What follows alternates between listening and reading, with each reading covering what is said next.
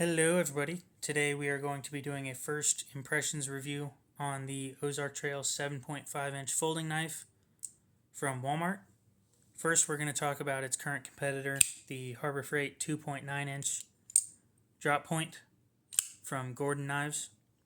This is a 2.9-inch blade. That's a drop point blade shape with a flipper tab, a nice sharpening choil, G10 scales, stainless liners, thumb studs, liner lock, and a 4-position pocket clip. This is the Walmart knife.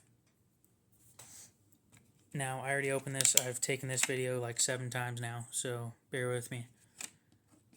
This is a drop point blade shape, D2 blade steel, got thumb studs, crossbar lock, injection molded handles or scales, steel liners, and a 1-position pocket clip that is for right hand tip up carry. These both have lanyard holes. I'm not worried about that right now. I don't really use lanyards, so they're there. Now, we're comparing these two because they're pretty decently priced. This one is $10. Now, before we go anywhere else with this, I'd like to share the blade compositions of these two. 8CR compared to D2.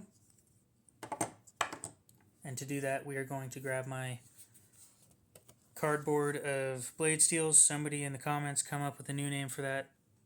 Please make it appropriate.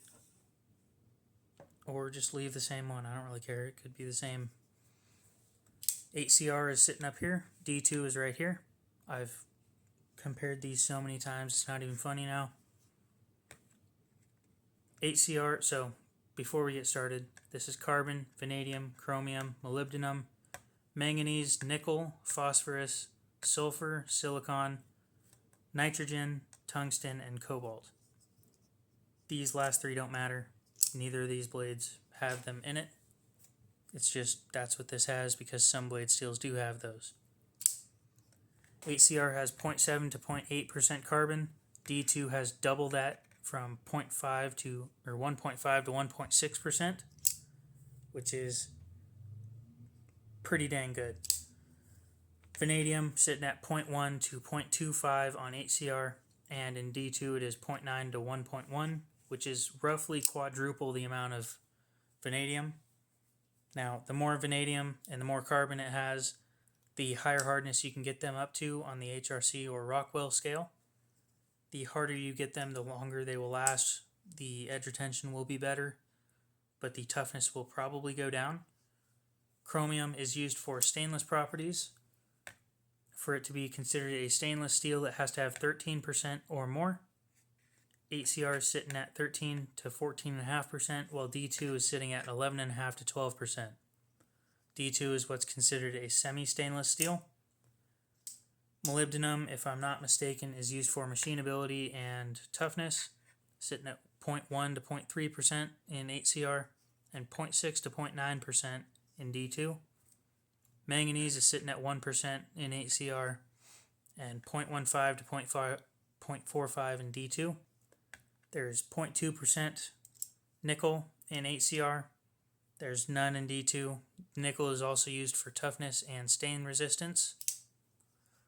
8CR has 0.04% phosphorus, and D2 has 0 to 0.03% phosphorus. 8CR is sitting at 0.03% sulfur. D2 is sitting at 0 to 0.03% sulfur. These two are for machinability to make it easier to machine things. Now, for those two, they are also considered contaminants. Contaminants lower the overall quality of a steel, which is probably why a lot of these steels don't have them. I don't remember what silicon does. I'm assuming it's something for toughness, sitting at 1% in here and 0.1 to 0.4% in D2. Now, the reason why all this is important to bring up is namely these two, carbon and vanadium. D2 should have roughly double the edge retention. if heat treated properly, which is where we're going with this part next. This one will last about 2.5 hours of cutting cardboard. I've watched a live stream of somebody doing it. His name's Knives, I guess. He'll be linked down below. Don't worry about it. And D2 normally lasts about 4 hours on his streams, and this one lasted right at 7. So almost double the amount that D2 normally has, as well as almost triple what 8CR normally does. And that was on a factory edge. If it was a custom edge that he did himself, it probably would have been 8.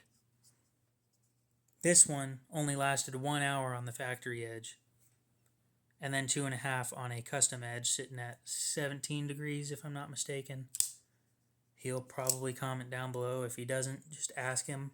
I don't remember. Somebody in the comments will. That's why this is such a big deal, is because this has double the edge retention. Oh, I don't think I brought it up. This is the same price. These are both $10 knives. To have such a large difference in the same price range, with more usable blade length on this one, mind you, this thing's going to take over. If it had slightly better scale materials, like PLA even, just 3D printed scale material, this thing would whoop this thing no problem. This thing does catch on clothing such as shirts or soft pants, shorts, things like that. It's not smooth. It feels smooth, but when it comes close to soft material, it grabs it and grabs it pretty tight too. So do keep that in mind. This is just the first impressions video. I will leave a description or a link for this in description if you do want one. It is $10 at Walmart. The hype train's probably just going to begin here pretty shortly.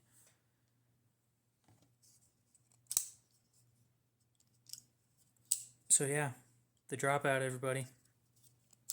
Tell me what you think in the comments. If you think it is going to take over and take this thing's throne. I will be carrying this for a week. Next week you will see the video on, or the full review on this. Hope you enjoyed the video, and we'll see you in the next one.